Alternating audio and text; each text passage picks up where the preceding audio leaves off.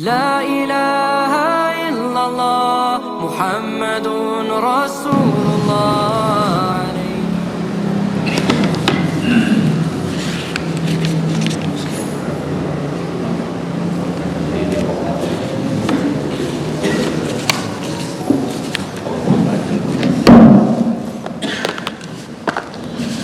Bismillahirrahmanirrahim. Assalamualaikum warahmatullahi wabarakatuh.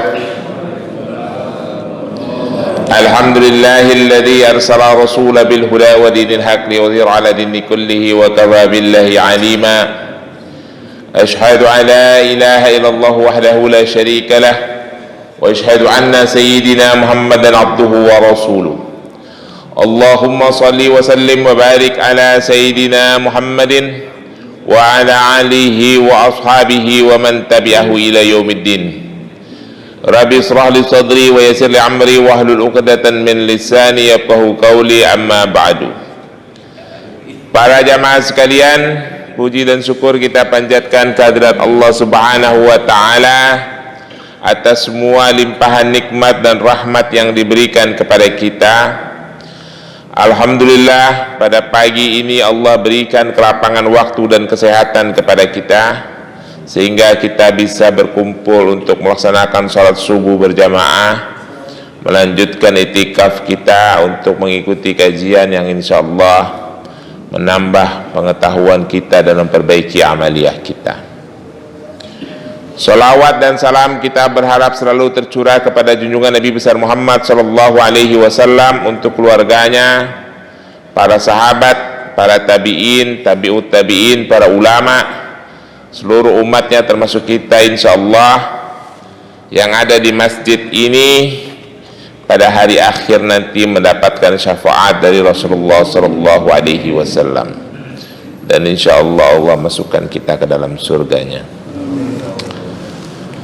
Para jamaah, mari kita lanjutkan kajian hadis. Dua pekan yang silam kita masih membaca kitab Sahih Bukhari jilid pertama. Para jamaah, dua pekan yang silam saya menyampaikan hadis terakhir, mungkin masih ada yang ingat, hadis singkat nomor 68 yang sanadnya dari Muhammad ibnu Yasar sampai dengan kepada Anas bin Malik. Ada satu kalimat sederhana yang Rasulullah sampaikan, yang ini penting untuk kita jadikan pedoman. An-Nabi sallallahu alaihi wasallam qala, yasiru wa la tu'assiru, basyiru wa la tunafiru. Satu kalimat cuma 4 kata. Kata Rasulullah begini, mudahkanlah mereka, jangan kamu bikin sulit mereka. Berikanlah kabar gembira kepada mereka, jangan membuat mereka lari dari ajaran agama. Saudara, dalam hadis ini ada dalam kitab ilmi, dalam bab ilmu pengetahuan, Rasulullah Shallallahu Alaihi Wasallam memberikan pedoman kepada kita. Sebetulnya hadis ini lebih cocok ditujukan kepada para dai, kepada para ulama, kepada para ustadz, pada para pengurus TKM, hal-hal yang berhubungan dengan lembaga-lembaga pendidikan. Rasulullah mengatakan, yasiru wa la tu'assir, basyiru wa la tunafiru. Mudahkan urusan orang untuk belajar ilmu agama, jangan kalian mempersulit. Berikan kabar gembira kepada mereka tentang ajaran agama, jangan bikin mereka lari.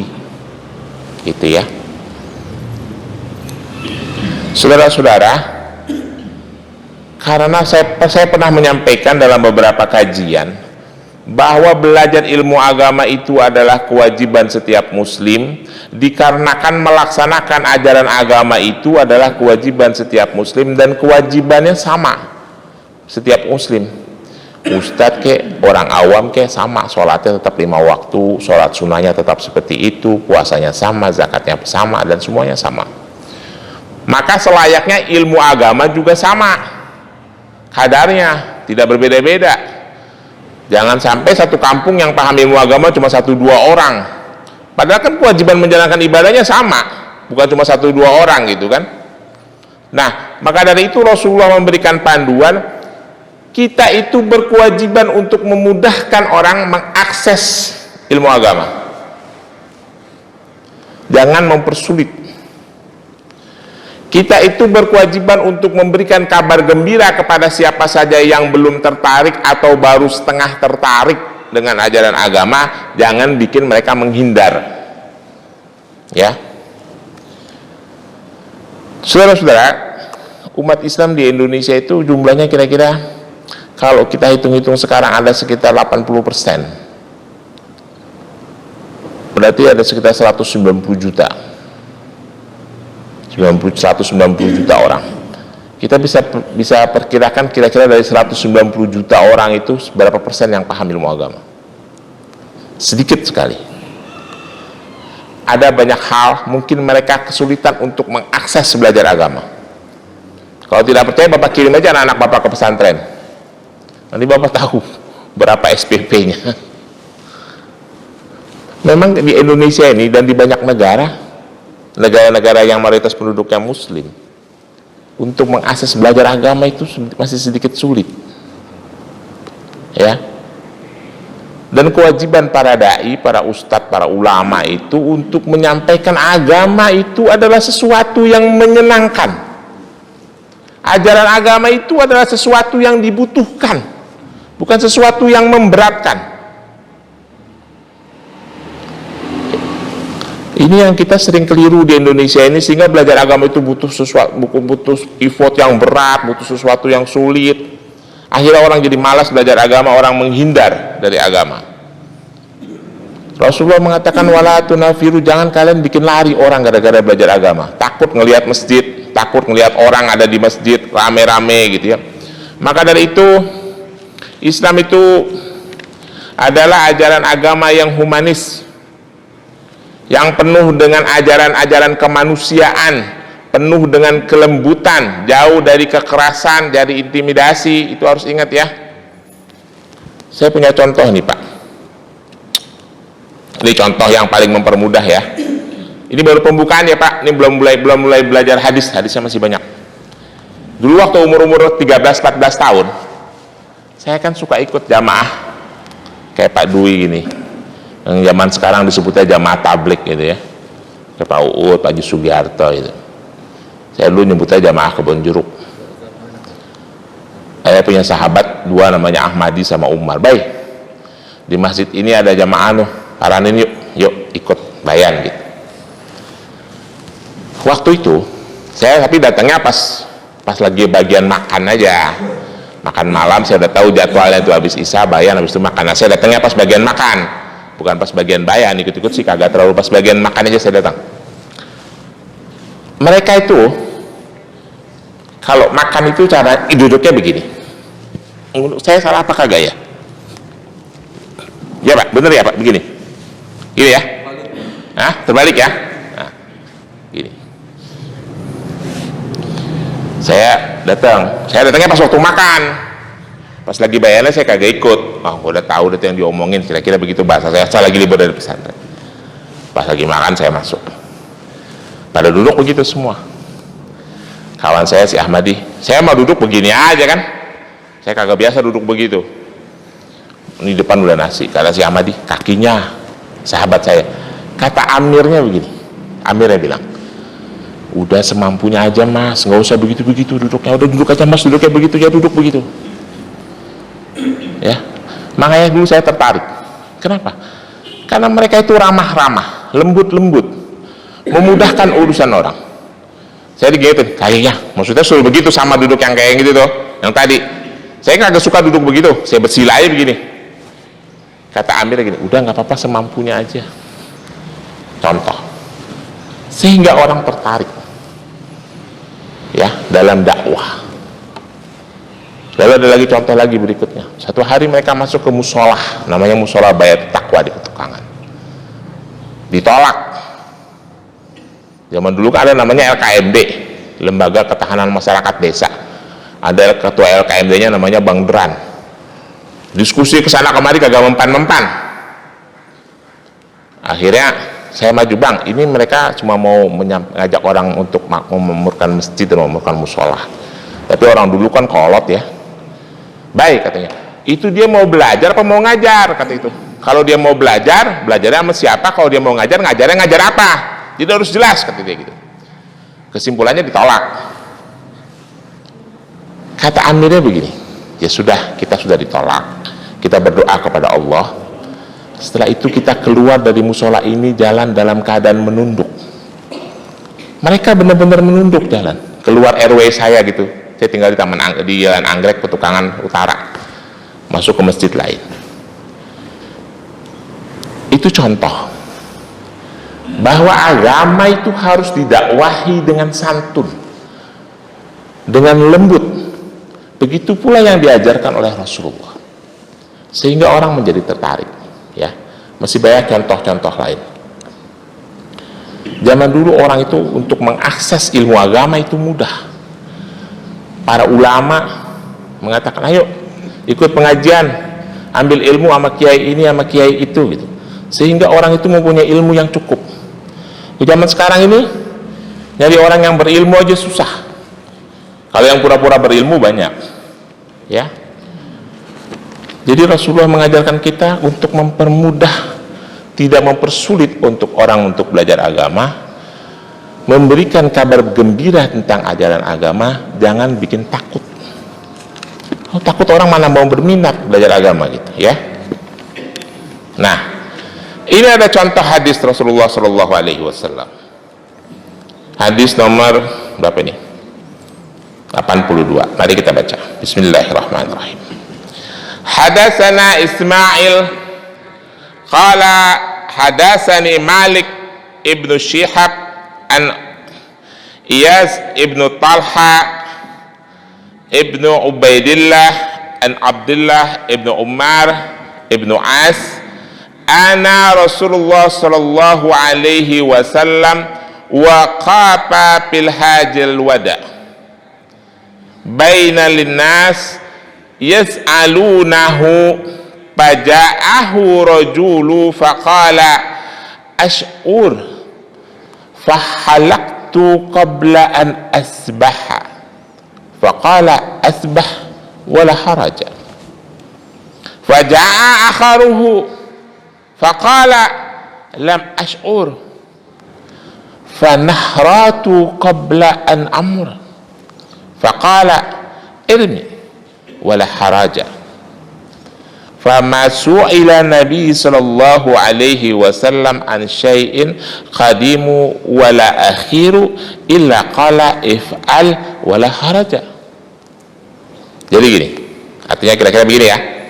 Rasulullah pada saat haji wadah berdiri di tengah-tengah manusia, memberikan kesempatan orang untuk bertanya dalam urusan agama. Lalu ada seorang laki-laki mendatangi Rasulullah. Faja'ahu, maka ada seorang laki-laki yang mendatanginya. Rajulu faqala, dia berkata, ash'ur, aku tidak sadar nih, lupa. Fahalaktu qabla an asbaha, saya sudah melakukan tahallul, potong rambut gitu ya, sebelum saya menyembelih hewan dam. Apa kata Rasulullah? Izbah wala haraja. Ya udah, kalau kamu lupa, buru-buru potong, nggak apa-apa, nggak ada masalah. Gitu ya. Terus datang lagi laki-laki. Faja'a akharu, lalu datang lagi laki-laki yang lain. Faqala lam ashhur, aku juga lupa, lalai. Fanahratu qabla an armi, aku buru-buru menyembelih sebelum melempar jumrah. Itu kata Rasulullah, ya udah lempar, nggak ada masalah. Dalam keterangan hadis lain, ada hadis selanjutnya, Rasulullah SAW khadimu wala akhiru illa qala if'al wala haraja. Rasulullah dari awal sampai akhir kalau ada yang ditanya jawabannya cuma kerjain, udah nggak ada masalah. Pesan yang disampaikan oleh hadis ini adalah Rasulullah itu mempermudah orang untuk mengerjakan ajaran agama, tidak mempersulit. Ya Rasulullah, saya lupa belum ngerjain ini, ya udah kerjain, nggak ada masalah. Saya lupa belum ngerjain, ya udah kerjain, yang penting lu kerjain, gitu loh. Paham ya? Ini ajaran pesan yang moral yang disampaikan bahwa di masa Rasulullah aja mempermudah, dan Rasulullah itu sering ditanya dalam keadaan berkuda, mau pergi kemana gitu naik kuda, ya Rasulullah kalau ada masalah ini bagaimana? Oh ini jawabannya begini, tetap berkuda begitu. Karena beliau ingin memberikan akses yang mudah kepada umatnya untuk memahami ilmu agama.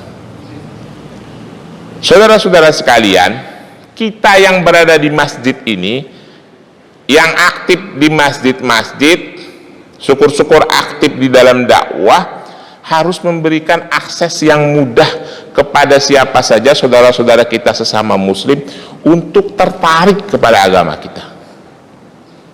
Ya, dulu di sini ada ustadz. Ustadz siapa tuh yang suka? Ustadz temannya Pak Dadang yang suka pakai belangkon, pondok cabe. Sarip Rahmat. Ngomong sama saya di sini dulu maulid. Maaf ya Pak Ustadz, saya ini penampilannya begini, pakai belangkon. Dalam pikiran saya, emang gue pikirin lu mau pakai belangkon kayak pakai kopiah, kayak pakai peci, kayak agak pakai apa juga nggak apa-apa, nggak pakai apa-apa gitu. Datang ke masjid itu kan orang ini sunnah. Yang penting lu kagak melanggar hukum, nggak melanggar syariat, sopan, suci dari hadas, dari najis, menutup aurat gitu loh. Tidak mengurangi marwah dia gara-gara dia pakai belangkon. Dia pakai gamis, pakai sorban, pakai kopiah putih, tidak mengurangi marwahnya, tidak mengurangi marwahnya sebagai ulama. Yang penting kita dengarkan, kita dapat ilmu dari dia. Gitu. Ya. Kita harus memberikan akses yang mudah. Saya justru suka sama orang itu. Kenapa? Menunjukkan sesuatu yang humanis, sesuatu yang bersifat kemanusiaan, kelembutan, karena ada unsur-unsur budaya, tapi jangan unsur budaya yang melanggar syariat ya. Banyak di Indonesia ini unsur budaya yang melanggar syariat Islam, itu nggak boleh, jelas nggak boleh itu. Ya bakar-bakar apa, bikin-bikin sajen tuh nggak benar. Tidak ada masalah, karena mungkin kalau kita menelaah ajaran agama itu secara dalam, Pak, di dalam ajaran agama kita itu juga banyak unsur budaya Arab yang masuk. Salah satunya ajaran Rasulullah menghormati tamu 3 hari, itu budaya orang Arab, itu dijadikan ajaran agama karena itu baik. Makanya dalam fikih itu, dalam usul fikih ada kaidah yang berbunyi al-adatul muhakkamah, kebiasaan yang baik bisa menjadi hukum. Itu adalah budayanya orang Arab yang diadop menjadi ajaran agama. Itu baik kok, nggak ada masalah. Ya, itu salah satu contohnya. Nah, maka dari itu kita harus menampilkan kesan-kesan yang humanis dalam mendakwahi ajaran agama ini supaya orang itu tertarik. Tidak ada kesan-kesan seram, tidak ada kesan-kesan menakutkan, tidak ada kesan-kesan intimidasi. Ini saya ingetin berkali-kali nih, jangan kita lagi bawa ornamen-ornamen agama, membawa simbol-simbol agama, matanya pelatat-plotot kesana kemari, kagak tegur sama orang, nggak menyapa sama orang, gitu ya. Itu jangan sampai, terutama jamaah Taubah. Lalu kita lanjutkan hadis berikutnya. Ini hadis singkat. Bismillahirrahmanirrahim. Hadatsana Al-Maki ibnu Ibrahim qala akhbarana Khantalah ibnu Abi Sufyan an Salim qala sami'tu Abu Hurairah ana Nabi sallallahu alaihi wasallam qala ya'badul ilmi wa yadharul jahlu wal fitanan yaqsurul harja. Qila ya Rasulullah mal harju? Qala hakadha biyadihi farahfaha ka'annahu yuridul qatla.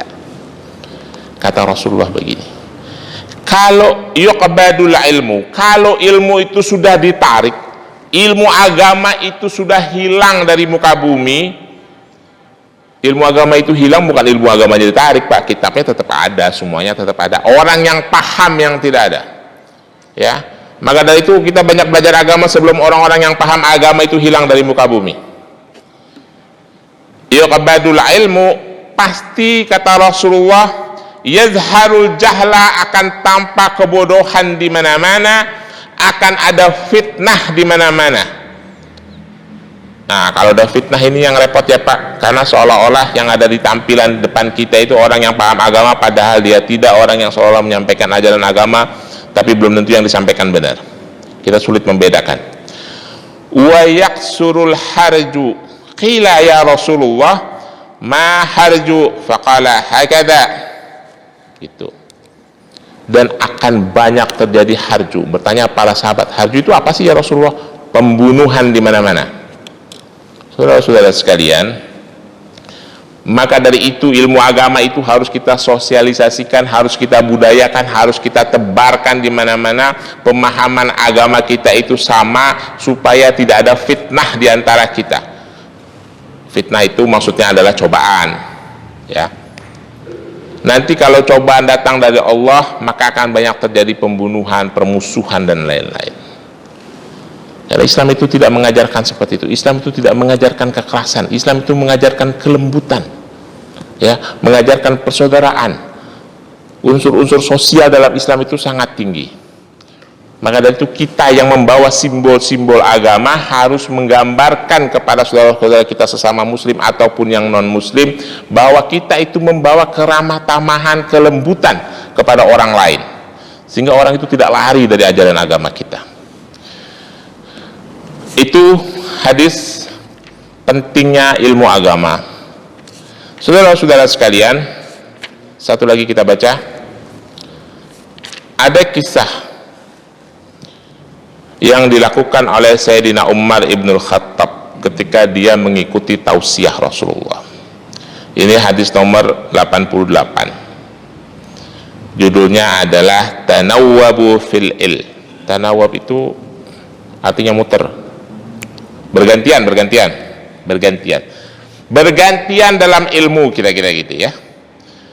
Mari kita baca hadisnya. Hadatsana Abul Yamani akhbarana Syuaib an Zuhair qala Abu Abdullah qala Ibnu Wahab akhbarana Yunus an Ibnu Shihab an Ubaidillah Ibnu Abdullah Ibnu Thawr an Abdullah ibnu Abbas an Umar. Qala, Umar ngomong begini. Saking pentingnya nih belajar agama, Umar bercerita begini. Kuntu ana wajaruli min ansari fi bani Umayyah min Zaid wa hiya min awalil Madinah wa kuna natanawwab nuzula ala Rasulullah sallallahu alaihi wasallam yanzilu yauman wa anzilu yauman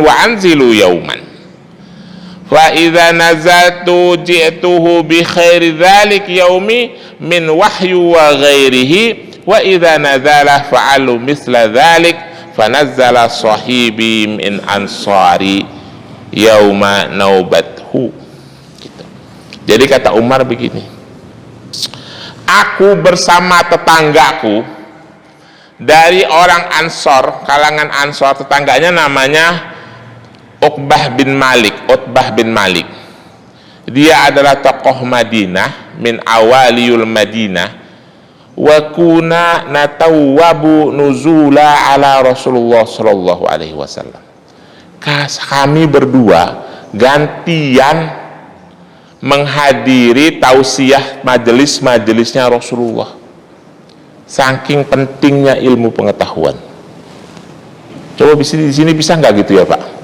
Pas lagi lempengan Pak Irson kagak hadir, nanya sama Pak Edi, tadi majelis taklim ngomongin apaan? Oh, ngomongin ini. Pas Pak Victor nggak datang, nanya sama Pak Gatot, Pak tadi majelis taklim ngomongin apa? Bisa nggak gitu ya? Jadi ilmu kita berjalan terus. Umar sama tetangganya namanya Utbah bin Malik gantian menghadiri majelis Rasulullah. Kalau Umar lagi pergi dagang, suruh si Uqbah bin Malik hadir. Uqbah pergi dagang, Umar yang hadir, menghadiri majelis Rasulullah, supaya tidak ada ilmu yang hilang sedikit pun. Saking pentingnya tuh belajar agama. Nanti kalau itu dia tanya, kata Umar, yunzilu yauman wa unzilu yauman, dia hadir sehari, saya hadir sehari, kira-kira begitu ya. Fa idza nazaltu ji'tuhu bi khairi dzalik yaumi min wahyi wa ghairihi wa idza nazala fa'ala mithlu dzalik. Kalau saya mendapatkan informasi-informasi tentang ajaran Rasulullah, tentang wahyu yang turun dan sebagainya, hal-hal yang berhubungan dengan kebaikan, saya sampaikan kepada dia. Dan apabila dia mendapatkan hal yang sama dari Rasulullah, dia sampaikan kepada saya di hari saya tidak hadir. Begitu pentingnya ilmu agama. Ya. Saya jauh-jauh hari ini saya selalu menyampaikan kepada para jamaah, ayo kita belajar agama. Mumpung belajar agama itu murah, mumpung mudah, mumpung ada orang yang mengerti ilmu agama, kita bisa mengambil ilmu dari dia. Jangan belajar itu setelah tua, nanti daya ingat kita sudah menurun, susah mengingatnya gitu. Ya. Nah, mulai sekarang ini mumpung belum terlambat, belajarlah agama sebaik-baiknya, perbaiki kualitas ibadah kita, insya Allah menyelamatkan hidup kita di dunia dan di akhirat. Ini contoh dari sahabat Umar bin Khattab, dan sahabat-sahabat yang lain juga seperti itu. Mereka tidak mau kehilangan satu hari pun bersama Rasulullah. Jadi ketika mereka menjalankan urusan dunianya, berdagang dan sebagainya, mereka bergantian. Bahkan ada hadis, ada ayat Al-Quran yang mengatakan, apabila kalian akan pergi berperang, selayaknya tinggal beberapa tidak ikut berperang dari kalangan ahli fikih, ahli agama maksudnya, supaya mereka bisa mendakwahi orang-orang yang kembali dari perang. Jadi ahli-ahli agama itu jangan semuanya ikut perang, nanti kalau mati semua nggak ada yang mendakwahi, nggak ada yang mendidik umat. Biarkan bertinggal di dalam kota, beberapa tidak ikut berperang karena tugas mereka adalah mengkaji ilmu pengetahuan, karena itu penting ya. Saudara-saudara sekalian, saya kira itu hadis yang kita bacakan mudah-mudahan memberikan manfaat bagi kita semua. Pesan utamanya adalah mari kita selalu bersemangat untuk mempelajari ilmu agama mumpung kita masih ada waktu. Sekali lagi saya ulangi ya, kaki kita setengah udah di kuburan, tinggal tunggu masuk saja. Maka sudah tidak ada waktu lagi untuk mempelajari agama dan memperbaiki amaliyah kita sebelum kita semuanya pergi dari dunia yang fana ini. Sekian, terima kasih. Kalau ada pertanyaan saya persilahkan. Ada pertanyaan? Kalau tidak ada saya tutup. Oh, Pak Ud, silakan. Waalaikumsalam warahmatullahi wabarakatuh.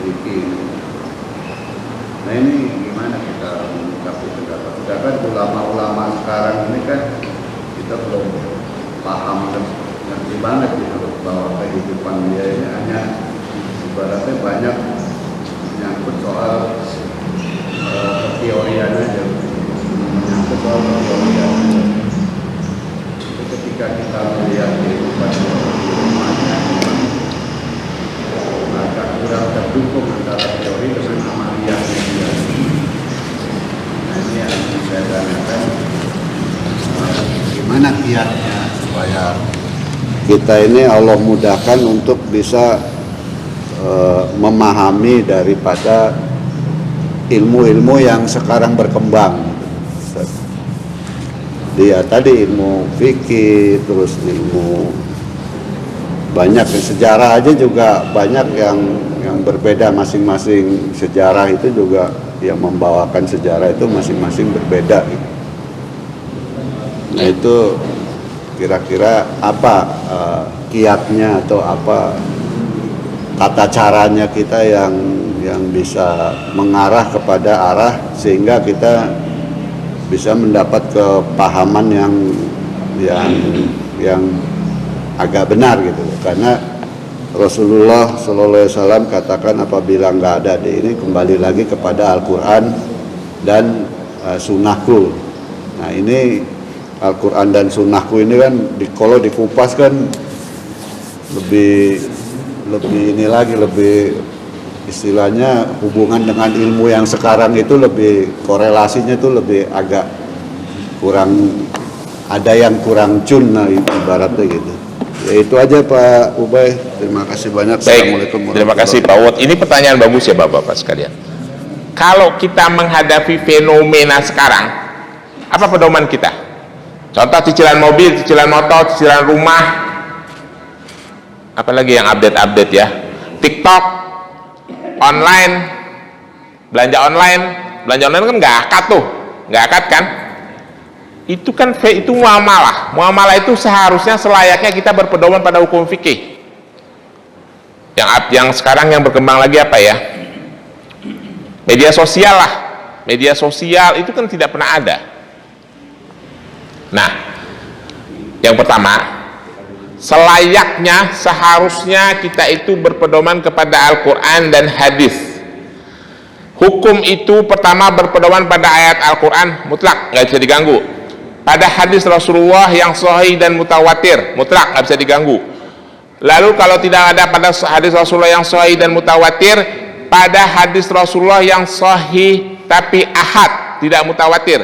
Kalau tidak ada, maka pada hadis Rasulullah yang hasan tapi mutawatir. Ya. Di bawahnya lagi, kalau tidak ada, para ulama berbeda pendapat. Kalau urusan fikih boleh ada yang mengatakan pakai hadis-hadis yang dhaif, ada yang mengatakan kalau hadis dhaif tidak boleh, hadis dhaif hanya untuk nasihat-nasihat saja. Tapi kita anggap aja misalnya boleh. Kalau tidak ada lagi turun ke bawahnya pakai kias, tidak ada lagi turun ke bawahnya pakai ijma, tidak ada lagi turun ke bawahnya pakai jumhur ulama. Jumhur ulama beda-beda ya. Ulama ini fatwanya begini, ulama itu fatwanya begitu. Kira-kira begitu. Itu rasanya sudah cukup semua. Nah, yang menjadi permasalahan adalah kalau itu bicaranya Al-Quran hadis, bagaimana kami menelaahnya? Kita kan tidak paham ajaran ayat Quran, benar tidak tafsirnya begitu, hadis benar tidak penjabarannya seperti itu. Maka kita berpedoman pada fatwa ulama. Lalu untuk hal-hal yang berhubungan dengan muamalah, pertanyaannya kiat-kiatnya bagaimana? Saya kasih contoh satu nih. Imam Nawawi pernah ditanya oleh murid-muridnya, pernah diajak diskusi, ya Imam, Anda itu mempunyai ilmu fikih yang sangat luas, menguasai banyak hadis, menguasai tafsir, menguasai berbagai ilmu agama. Sudah sepandasnya Anda itu membuat mazhab sendiri, kami akan menyebarkan mazhab Anda. Apa kata Imam Nawawi? Buat saya lebih aman bersandar kepada mazhabnya Syafi'i. Dia tidak mau bermazhab. Nah, itu ya. Itu sekelas Imam Nawawi ya, yang samudra ilmu mengatakan buat saya lebih aman bersandar kepada mazhabnya Syafi'i. Karena menganggap mungkin Imam Syafi'i lebih alim dan dia bersandar kepada orang yang lebih alim. Itu kiat. Jadi ketika kita menghadapi fenomena-fenomena seperti ini nih, yang belum ada kajiannya dalam ajaran agama, yang pertama, ikuti otoritas ulama yang diakui, baik diakui oleh pemerintah maupun oleh umat. Di Indonesia gampangnya ikuti aja fatwa MUI, insya Allah mereka lebih alim dari kita. Kalau mereka keliru, yaitu manusiawi, karena dalam ajaran agama, dalam hadis Rasulullah, orang itu kalau beristihad dia benar dapat pahala 2, dia salah dapat pahala 1. biarkan mereka yang beristihad, ikuti otoritas ulama setempat. Yang kedua, kalau tidak ada otoritas ulama setempat seperti umat Islam di Eropa, umat Islam di Australia, di Kanada, kan nggak ada MUI-nya tuh. Gunakan mayoritas umat Islam. Apa yang dilakukan oleh mayoritas itu ikuti, insya Allah benar. Kalau kita tidak punya kemampuan untuk mengkajinya sendiri, ya, dua itu aja kiatnya. Di Indonesia ada Majelis Ulama Indonesia, ikut aja Majelis Ulama Indonesia. Terus nggak ketemu juga nih di ulama, belum misalnya transaksi online, Majelis Ulama belum keluarin fatwa, mayoritas umat Islam juga sulit kita ikuti. Ini udah senjata terakhir ya Pak, senjata paling terakhir satu, hindari perkara yang syubhat. Al halalu bayyanu wal haramu bayyanu wa ma bainahuma umuru mutasyabihat la ya'lamu katsiran minan nas. Yang halal jelas, yang haram jelas, yang ada di antara keduanya itu adalah perkara yang syubhat. Perkara yang syubhat itu banyak tidak diketahui oleh manusia. Barang siapa yang menghindari yang syubhat, dia telah menyelamatkan harga dirinya dan agama. Barang siapa yang mendekati kepada yang syubhat, boleh jadi dia mendekati kepada perkara yang haram, seperti seorang pengembala yang mengembalakan hewan gembalanya di pinggir jurang. Boleh jadi dia masuk ke jurang, tapi boleh jadi juga enggak gitu kira-kira. Tapi biar aman, lebih bagus kita hindari. Dan itu senjata terakhir orang Islam. Hindari saja yang meragukan, kerjakan yang meyakinkan. Jelas ya? Terima kasih. Assalamualaikum. Ada lagi? Yuk. Terima kasih. Assalamualaikum warahmatullahi wabarakatuh. Waalaikumsalam. Tadi dikatakan bahwasannya kita ini intinya untuk menghindari suatu hal-hal mungkin intinya yang kurang jelas. Nah tadi, jadi waktu itu saya mengenal Jamaah Tabligh ini 96. Nah kemudian waktu ya masih muda, maka ada orang yang saya kantor sampai habis-habisan gitu, nah perdebatan lah, padahal perdebatan ini kan dihindari. Sampai saya dicolek-colek sama teman saya di gitu, saya masih aja. Terus setelahnya ini dinasihat oleh teman ini tadi ini, kamu kalau berantem kalau ini gimana, nanti kalau mati sama-sama mati masuk surga apa masuk neraka katanya. Ya bener juga sih, tapi bener itu dilanggar terus. Nah memang kembali kepada bahwasannya agama ini adalah hidayah. Bahkan kita disampaikan, suruh menyampaikan dengan bil hikmah, sehingga dengan akses yang mudah. Maka kita ini kalau seandainya maka diupayakan sehingga masuk, kalau misalnya tempat yang baru ya kembali ke bil hikmah. Misalnya ada yang ini jangan di kantor, jangan apa begitu kan. Terus ya biarin aja, istilahnya seperti tadi disampaikan, misalnya duduknya begitu ya begitu. Jangan sampai istilahnya orang baru mengenal istilahnya menyampaikan agama yang istilahnya yang tujuan kita lah misalnya datang itu, sehingga orang sudah meng-underestimate macam-macam lah gitu kan. Nah itu. Nah oleh karena itulah bagaimana ini misalnya untuk menyikapi hal ini, istilahnya seandainya semua ini bisa tadi dikatakan ngaji getok tular sampein, padahal Rasulullah waktu itu kan seperti itu, sehingga sampaikan ini barang satu ayat, begitu ada satu ayat sampein kepada temannya yang nggak datang. Nah itu kan. Nah seandainya nih misalnya ini di sekitar kita khususnya nih atobah tadi kan disampaikan oleh Ustadz, bagaimana ini kalau bisa terlaksana ini istilahnya bagaimana ini? Iya. Metodenya? Iya. Ya kalau metodenya bisa macam-macam, tapi memang yang terpenting adalah bagi kita kaum muslimin jangan pernah di awal itu jangan pernah suuzon dulu kepada seseorang. Harus husnuzon dulu, harus berprasangka baik. Kalau kita lagi di training tuh, di training tentang manajemen, di training tentang motivasi, yang disampaikan oleh para motivator itu pertama adalah kosongkan dulu pemahaman kita, kosongkan dulu otak kita supaya kita bisa menerima masukan. Itu saya selalu lakukan. Oh ya, kita kosongin dulu. Perkara nanti itu kita nilai baik atau tidak baik, tepat atau tidak tepat, itu lain soal. Tapi yang jelas kita terima dulu. Gitu loh. Nah, kita bisa menganalisa. Dari situ baru kita bisa menganalisa. Nah, Memang yang pertama, supaya itu dakwah itu bisa berjalan dengan baik, siapa saja boleh menyampaikan tausiah. Bapak-bapak sekalian, tausiah sama ta'lim itu beda ya. Tausiah itu kan memberikan nasihat, ta'lim itu memberikan ilmu. Kalau memberikan ilmu harus orang yang berilmu. Kalau memberikan nasihat siapa saja. Konsep balighu anni walau ayah, sampaikan apa yang engkau dapat dariku, itu adalah konsep nasihat.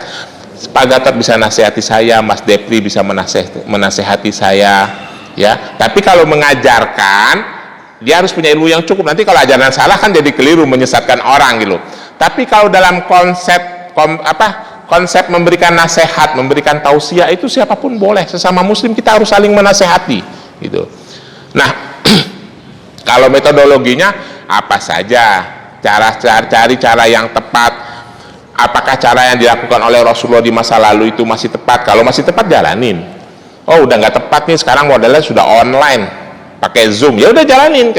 Pokoknya apa saja, yang penting ilmu itu terakses dengan mudah. Ilmu agama terakses dengan mudah. Saya kira gitu ya Pak. Kalau caranya apa, metodologinya apa saja, bebas. Saya kira gitu. Cukup ya. Assalamualaikum warahmatullahi wabarakatuh.